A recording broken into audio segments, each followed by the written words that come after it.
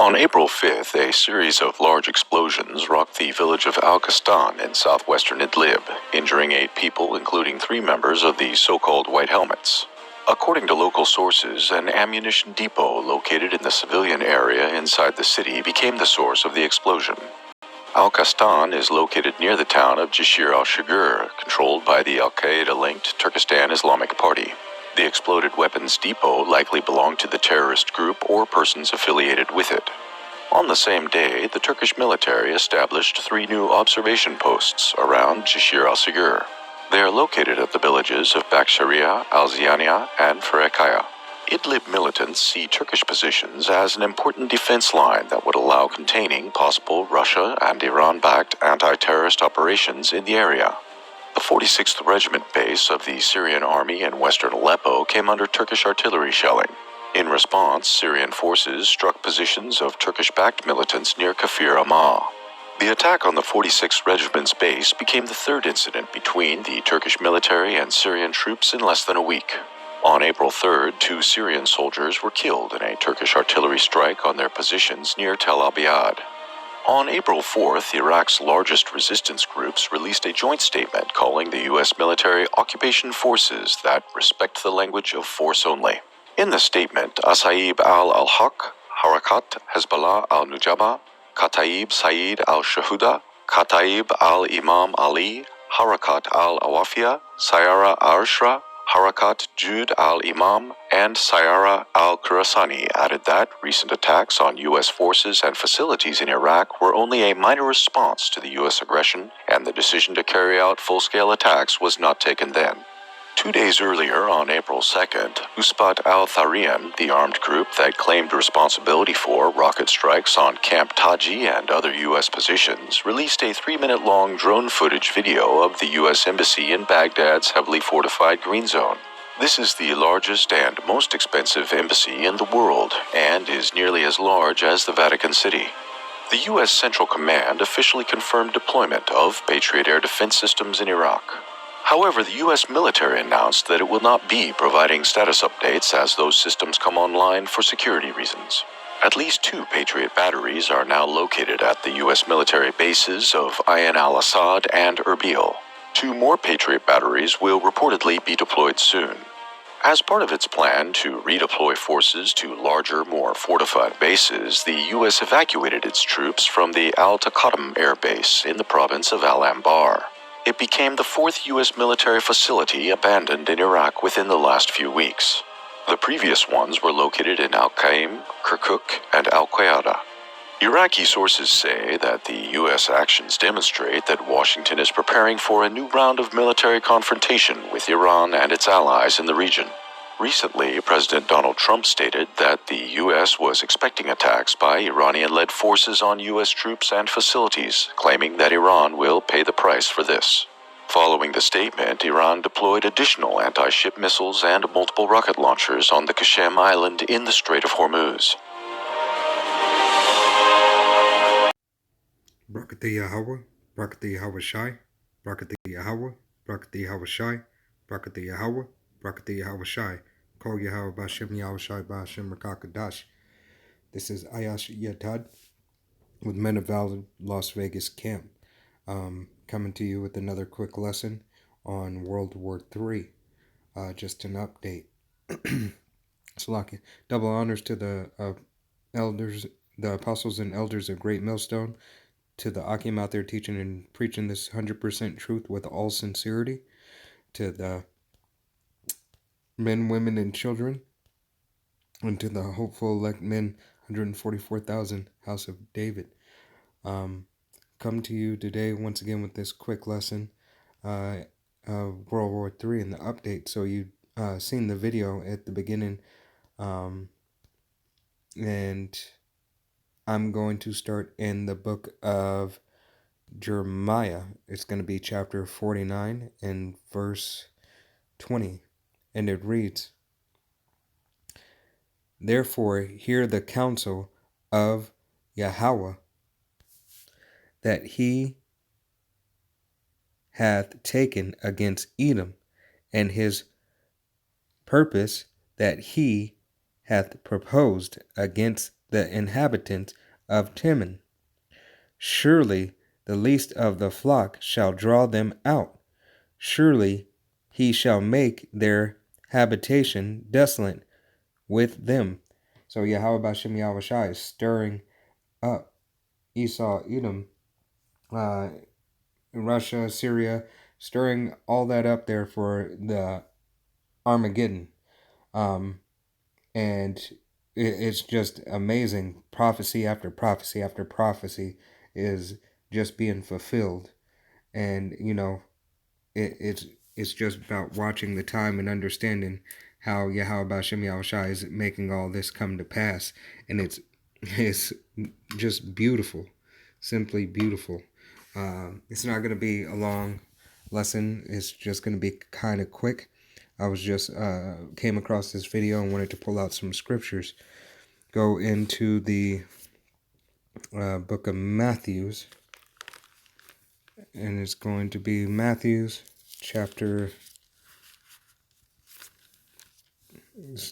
26. Salakia.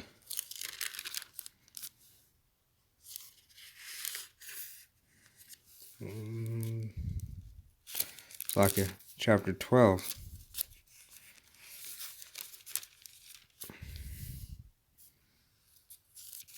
Chapter 12 and verse 26. And it reads, "And if Satan cast out Satan, he is divided against himself. How shall then his kingdom stand?" Exactly. So how can Esau Edom's kingdom stand? You have Russia, you have America fighting against each other. You have all these other countries over there who were in league and who were once upon a time on one accord. Let me actually read 25, Salakia, and then I'll also continue to read 26. "And Yahushua knew their thoughts, and also unto them every kingdom divided against itself is brought to desolation, and every city or house divided against itself shall not stand." Once again, 26.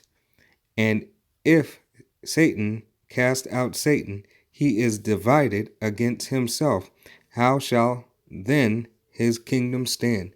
So with them at each other's throat and about to go into this third world war, they were all on one accord once upon a time, and now they can't agree because this new world order, they want to they all want to rule.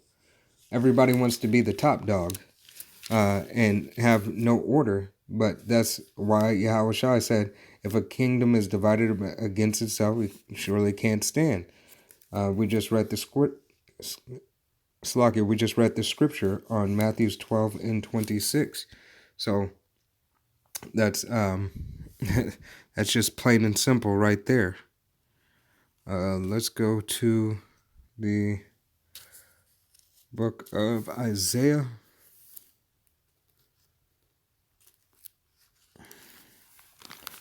I'm going to do book of Isaiah, and let's do chapter 54, and I believe it's verse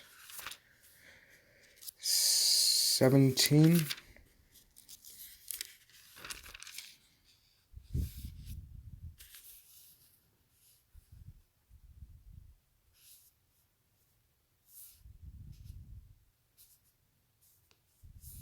Salakia, and it's verse 16, and it reads, the book of Isaiah chapter 54 verse 16, "Behold, I have created the smith that bloweth the coals in the fire." So the smith is like a blacksmith, the ones that makes the weapons and so on and so forth. That would be your smiths would be today your scientists, Lockheed. You can look at them as a smith, your technology companies and things of that nature. Those would be the smiths. But mainly for this thermonuclear fire, that would be the scientists would be your overall smith, because they do electronics and everything, so on and so forth. Continuing on, and that bringeth forth a instrument for his work, and I have created the waster to destroy. So Yahweh Bashem Yahushai has created this for his own destruction, the destruction of Esau Edom, and they basically created his weapons for their destructions. And it just goes to show that Yahweh Bashem Yahushai controls all, and Yahweh made Yahweh Bashem Yahushai made Esau build these weapons only to cleanse this land that he defiled with the rape, robbery, and murder of the apple of his eye, as being the Negroes, Latinos, Native Americans, on down, Mexicans, so on and so forth, of the 12 tribes of Israel. Going into the book of Joel.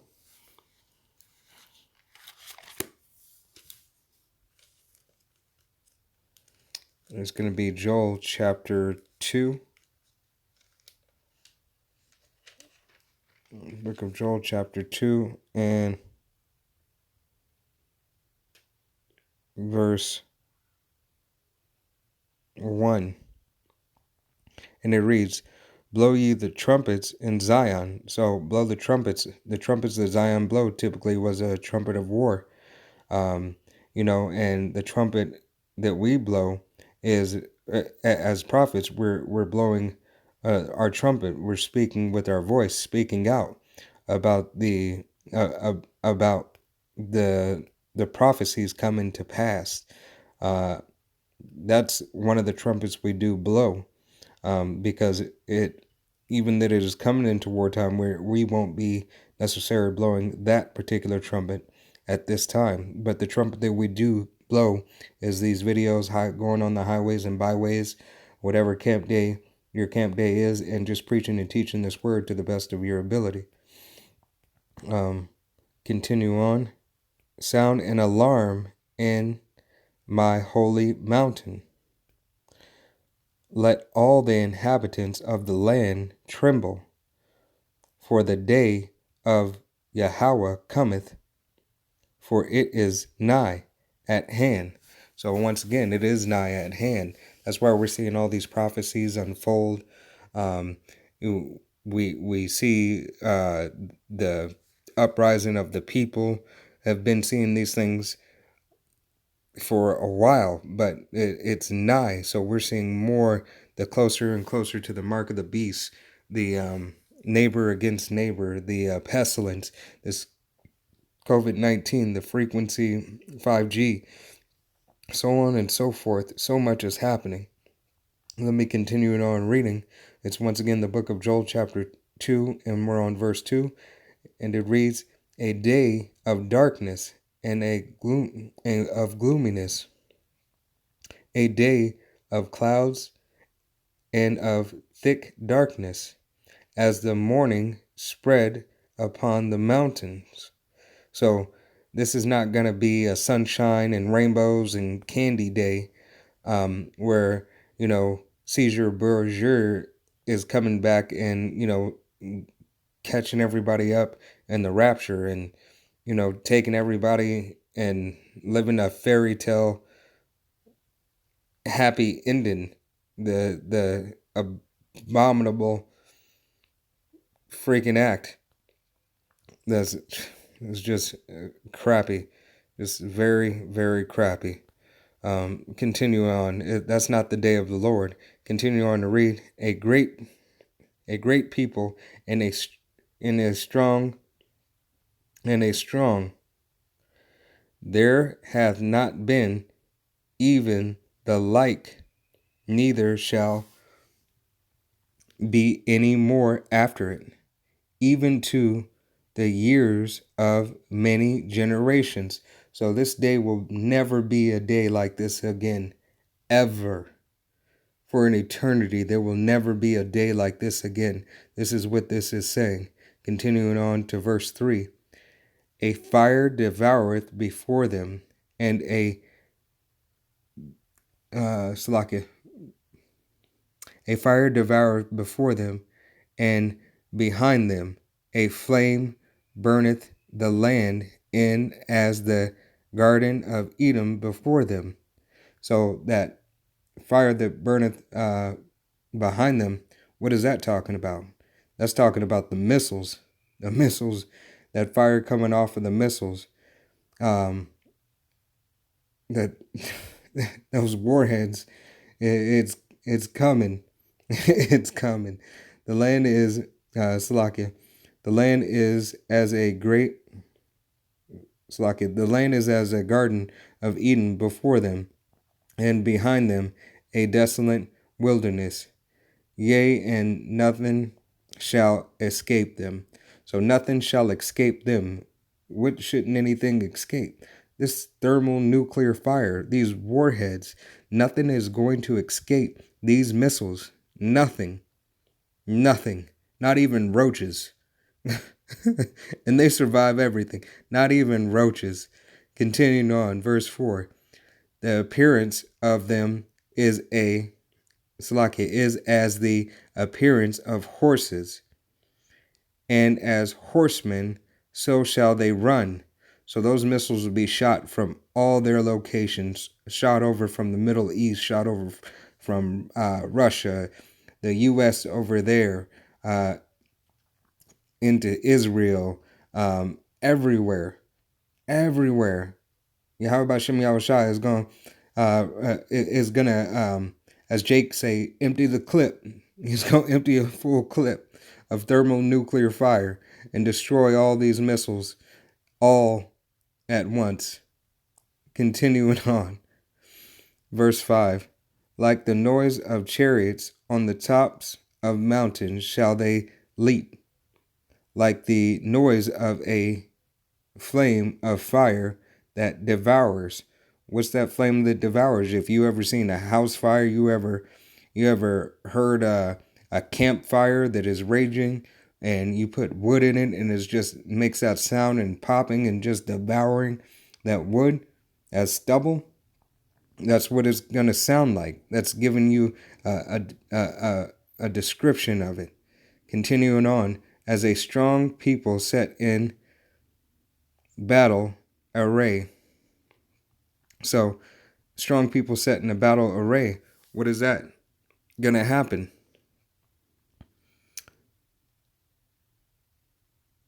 Salakia, battle array.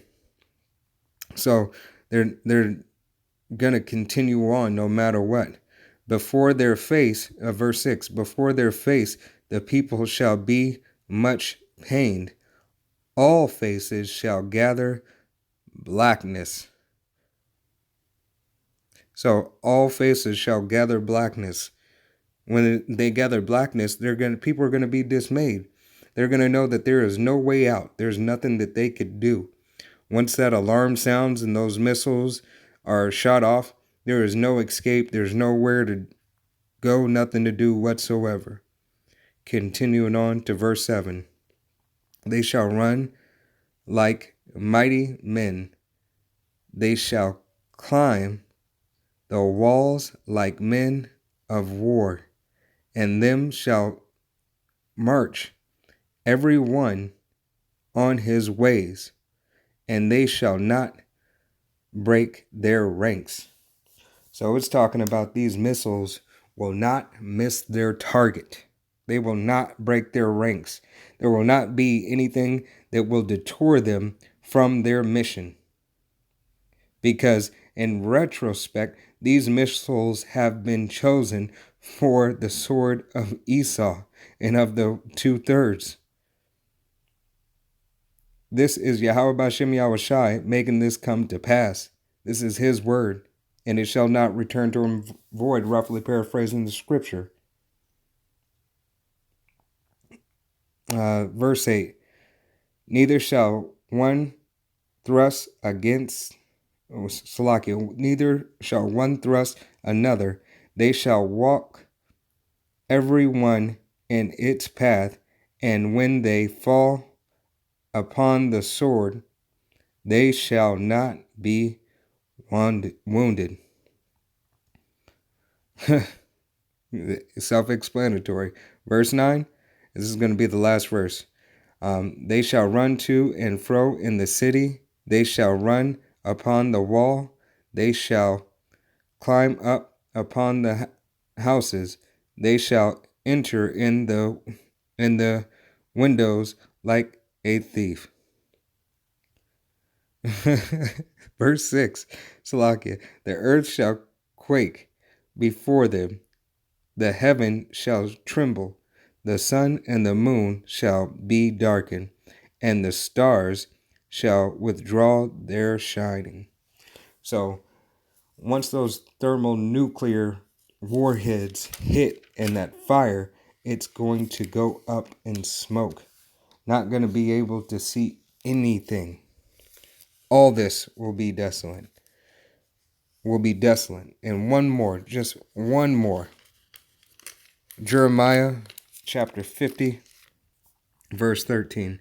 Because of the wrath of Yahweh, it shall not be inhabited, but it shall be wholly desolate. Every one that goeth by Babylon shall be astonished and hiss at all her plagues.